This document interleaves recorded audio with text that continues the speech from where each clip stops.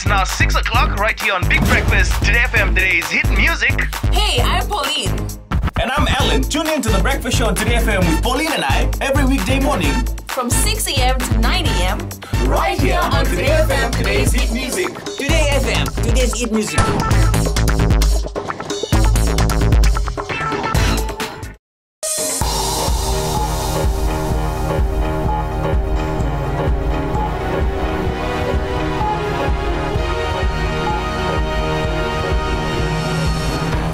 Prime Minister critical of opposition comments on Ethauke rights at UN Forum.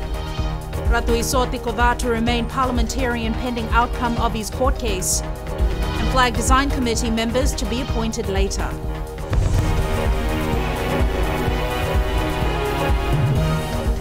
Good evening, I'm Jackie Spate and this is FBC News.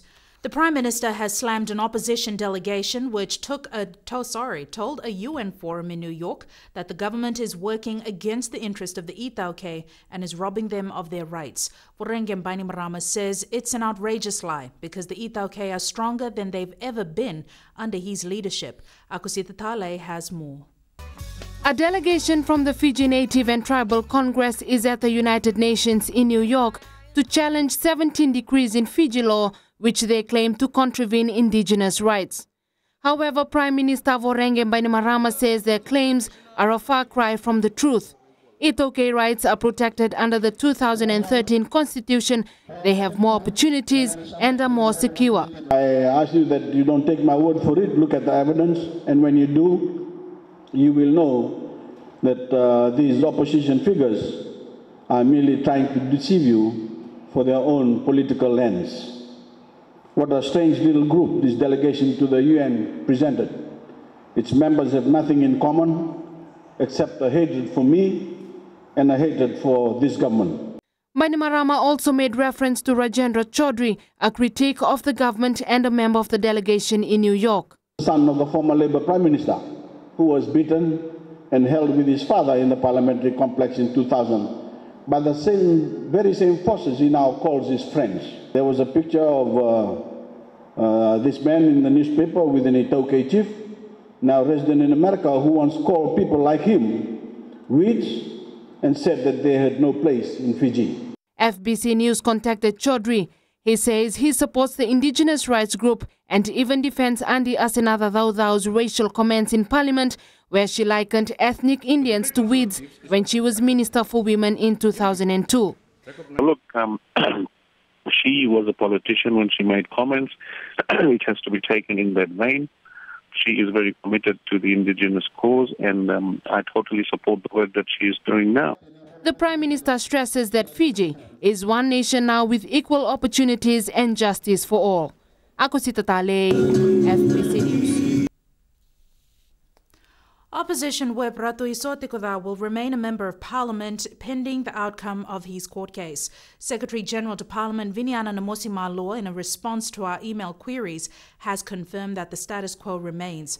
However, should Tikoda be convicted under Section 56 and 63 of the Constitution, which spells out the criteria for election of candidates to Parliament, he would no longer be a sitting MP. Tikoda has been charged by FICAC for failing to declare liabilities under the political party's registration decree. If found guilty other than losing his seat in Parliament, Tikoda could face imprisonment up to 10 years or a maximum fine of $50,000 or both. He will reappear in court on May 28th when details of the charge against him are expected to be revealed.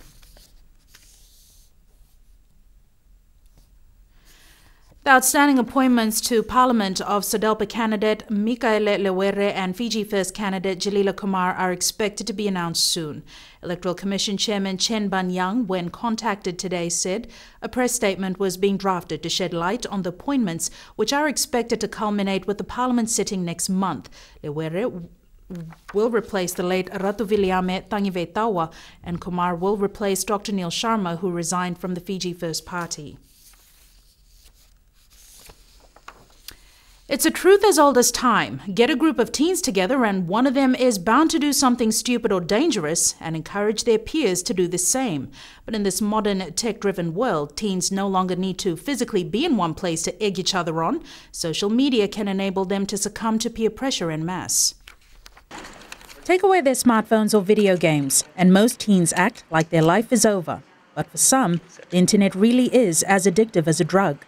The internet is addictive in the sense that some people want users of the internet, particularly social media. Once they access it, there's an urge for many of them to continue to access it. Some spend more time on the internet having internet relationships than they do face-to-face. A common experience for many parents during the school break is the increased time their children spend on the internet, whether it be at home or at an internet cafe. FBC News took to Facebook to look up exactly what primary and secondary school students are getting up to. The results are shocking. There are a number of pages and groups created, with many having over 1,000 likes or members. Pictures of children and teenagers posted up along with their names and the schools they attend. While this may seem harmless and all just for fun, it's the comments that follow that can be classed as being sexually suggestive or cyberbullying. When the virtual world takes over, the consequences can be all too real. It is a good thing. It allows students to interact more with the outside world, but for me as a teacher, it's kind of like a bad thing because sometimes students tend to spend more time in front of a computer instead of interacting with the actual world. Parents need to teach the children on how to use social media to their advantage and keep an eye on it. However, there are some simple methods of keeping this phenomena in check. Make a habit of checking the information online about your child. Keep an eye on social media sites that they may be using. Remember that cyberbullies are looking for reaction, so it's important for your child to know not to respond. That way, they do not give power to the bully. Parents also need to educate their children in the proper use of social media platforms. If teens know how to put social media feedback in perspective, the power of the like is lessened. If the power of the like is lessened, they won't be as likely to inappropriately share personal information. Jackie Spate, FBC News. The government will select members of the Flag Design Committee after the competition ends tomorrow afternoon. Prime Minister Vorenge Bainimarama says what is important is that people send in their designs before 4:30 tomorrow afternoon. Bainimarama adds the Assistant Minister for Youth and Sports, Ilyasa Ndelana, is the chairperson for the committee. He adds he will make a statement when he receives an update on the competition. Then when the flag competition closes, then they will try and rope in as many people as we can so that they can have a look at the competition. The Prime Minister is encouraging Fijians to be part of this historic occasion, as your idea might just be the one that resonates with everyone or contributes to the final design. Coming up, Police Commissioner hears grievances about police services from Labasa residents.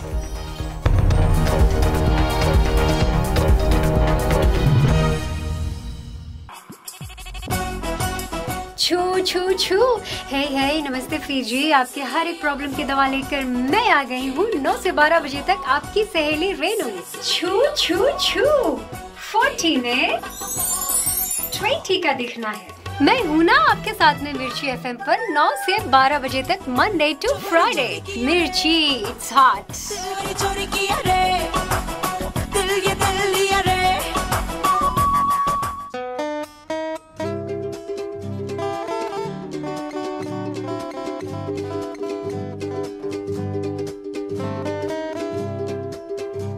Yoni borong tu mai na radio Fiji 1 to toka tunan raki na ngona ni ko ni takini yoni nando pa tu mai nanda ngono go me da ben na ruana no kupin karabi na singale ni ko ni sambula vinaka oya wana kamana langi na makia na vi mataka mai na diwa kina rua na vi singale po mai na moni tikina borong buka na radio Fiji 1 nando mai biti bonga ni vi ani anu.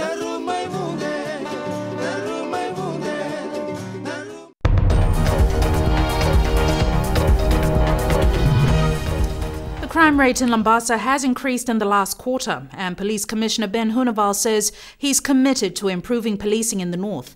Edwin Nund reports. There's been a spike in the overall crime rate and in serious crime in Labasa. I took the challenge when I read about the incidences that happened the past 2 or 3 weeks in Labasa, and this was part of my quarter visit to the division. I had a 3-hour session with all the commanders this morning in terms of policing issues. Punewald is touring the north and held a Talanoa session with the people of Labasa. While noting the increased crime rate, he said there have been some successes. Crimes against women and children have decreased.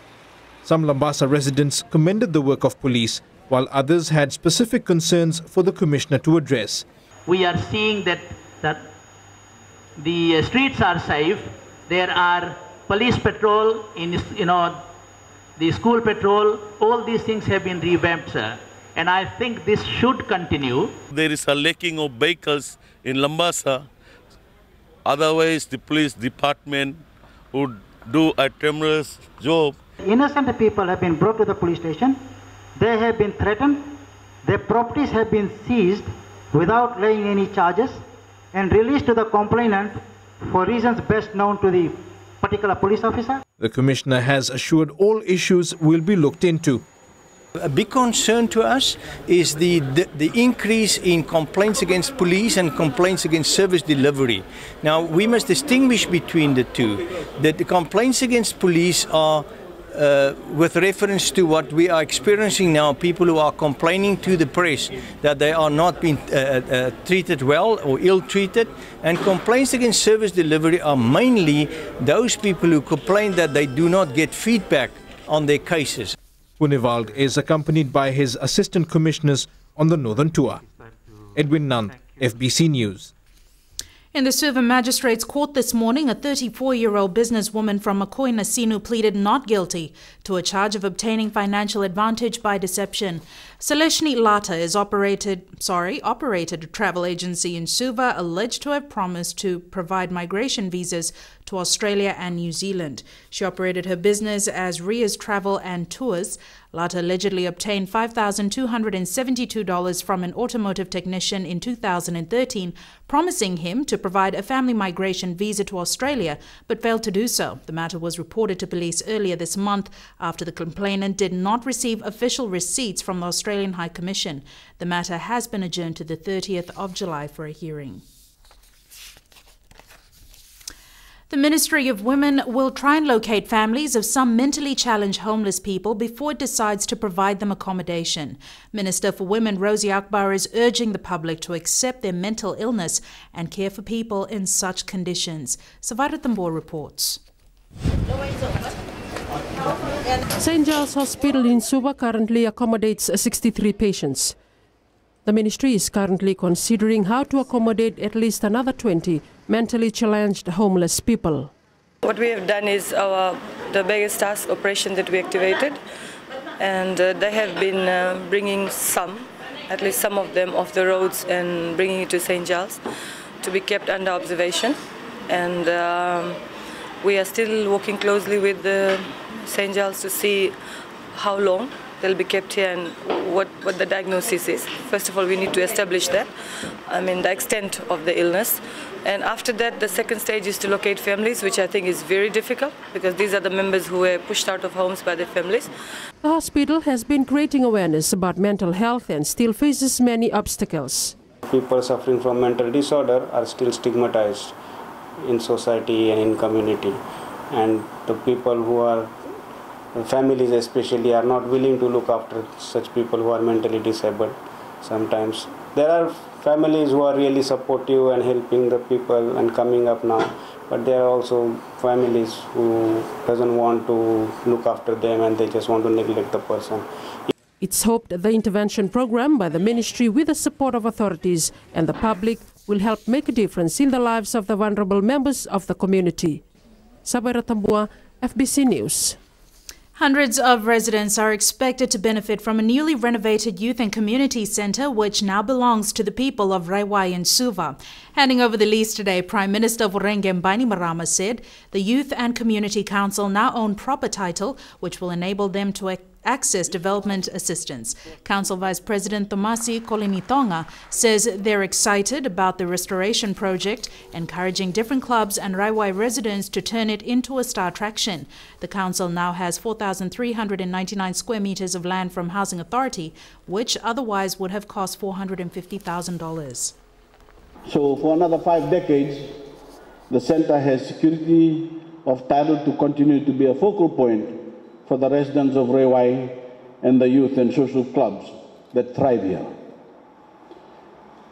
Ladies and gentlemen, I am also committed to assisting you to restore this centre, to make the necessary improvements to cement its role in the lives of young people in this community.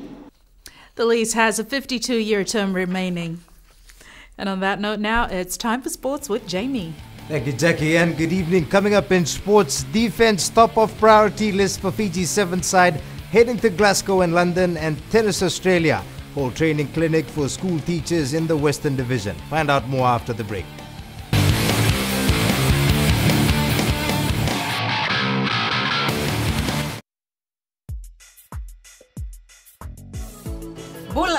Pula FM number 2 na serena iwan siningaw na ni Bakatara ni sibiti ko weekend na diwa en na tini na miniti na may pakuriti ora beng grabe na nonton nongo kanda na dapat ko ani na kaloko en ay kaben din debo ni natay bali ni may dapat ko na wani matakabo kan lib serti ko na biser talio ni na namaka do batet ko may kina na kenan daw ro ko di kanamaki Pula binaka Ayo salamilawa do batet kiya wana Bakatara na wani dio na kaloko moni tiki na barumbuka en ang Pula FM number 2 en na serena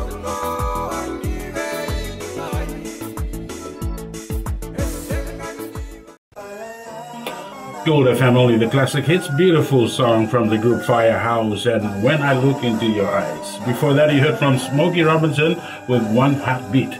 We'll take a short break and join us in the next hour for more music from Seal. Bulablaga. I'm DJ Tora. Join me every weekdays, 7 until midnight on the Premium Classics. Right here on Gold FM, only the classic hits.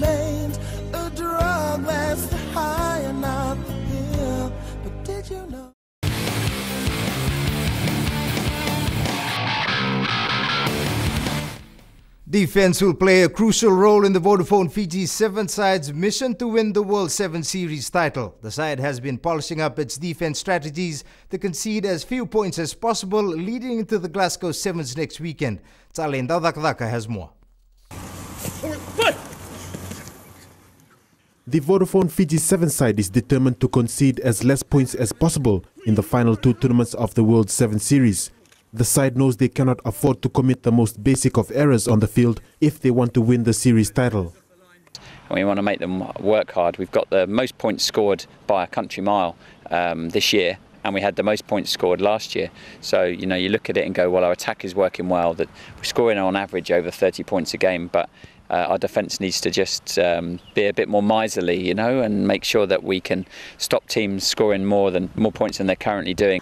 Ryan has chosen to look past the side's 2 closest rivals for the title, South Africa and New Zealand, and focused on getting the team in top shape for the Glasgow and London tournaments. Just concentrating on us and making sure that we finish really strong. And if we have the same sort of results as we had in Hong Kong and Tokyo, win one and come third in the other, that's probably enough to win the title. I think we can afford to lose 1 game, maybe 2. I think if we lose more than 2 games over the next 2 tournaments, I think we won't win the World Series.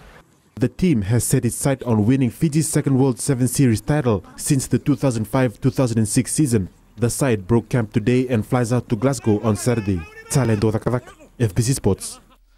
Minister of Youth and Sports Laisenia Tuitumbo today urged the Oceania region to stay united in keeping sports clean and fair. He made the comments at the opening of the UNESCO and ONOC Sports and Sustainable Development Workshop in Suva this morning. Tuitumbo says the government is already working at home and with its regional counterparts to take sports to new heights.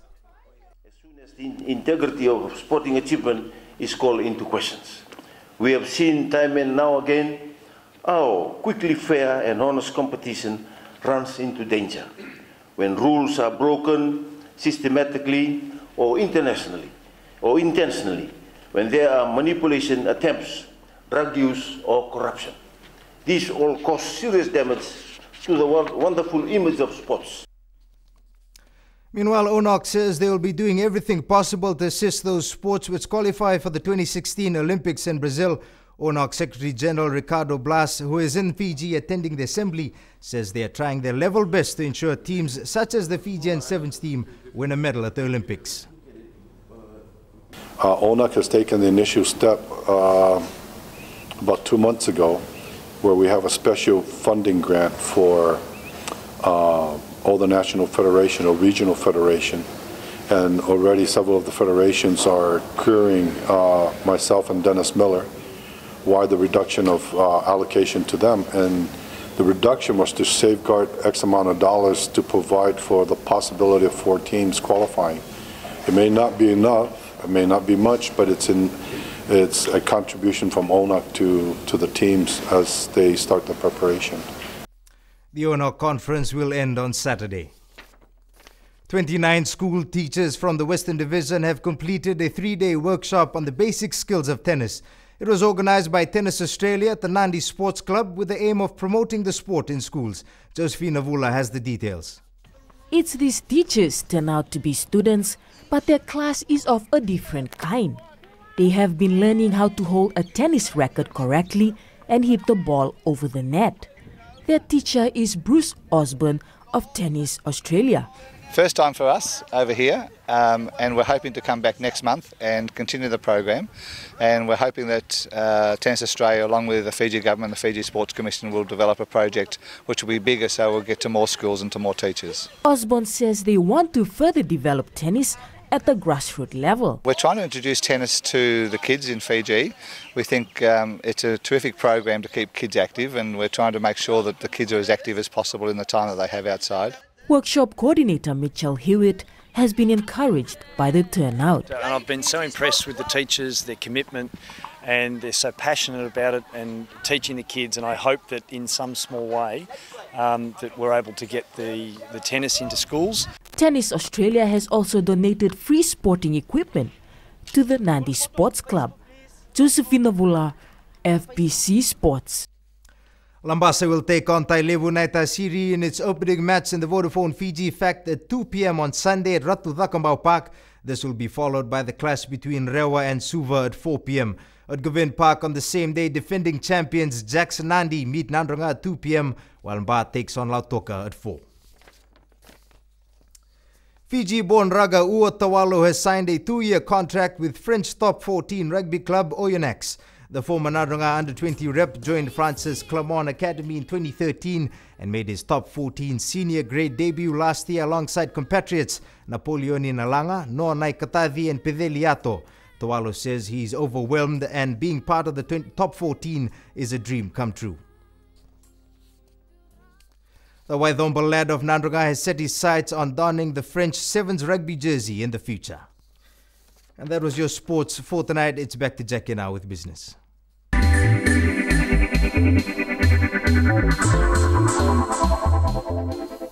The Governor of the Reserve Bank, Barry Whiteside, says the pressure on foreign reserves remains in light of the country's growing import demand for consumer and investment-related goods. Whiteside says the economy is expected to perform better than anticipated this year, with growth projections revised upward to 4.3%. The board today agreed to maintain its overnight policy rate at 0.5%. Whiteside says in its current assessment, the objectives of monetary policy are considered to remain comfortable over the near term. Inflation rose to 2.4% last month.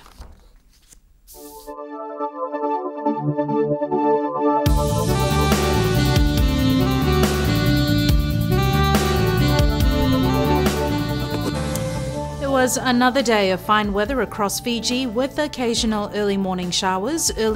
Easterly winds prevail over the islands, bringing us clear days and cool nights. Maximum temperatures range from 28 to 32 degrees.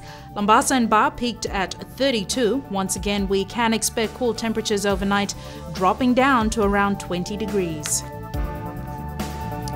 Tomorrow, we can expect fairly clear skies and a chance of scattered showers along the eastern shores and interiors of the larger islands. And for Saturday's outlook, more of the same and a good start to the weekend. The main points again.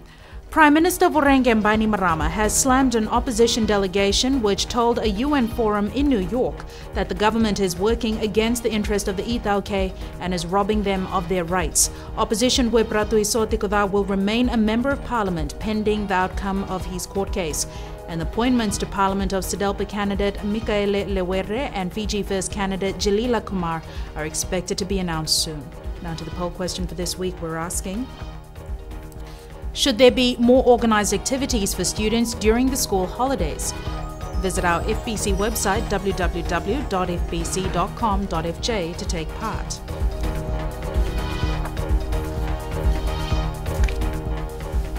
Remember, you can send us newsworthy pictures and videos on email citizenseyes@fbc.com.fj or share it with us via Facebook page FBC News. And if you're on Twitter, follow and tweet us your news tips at FBC_news or simply hashtag FBC News. That's the news for tonight. See you again tomorrow at the same time. Bye for now.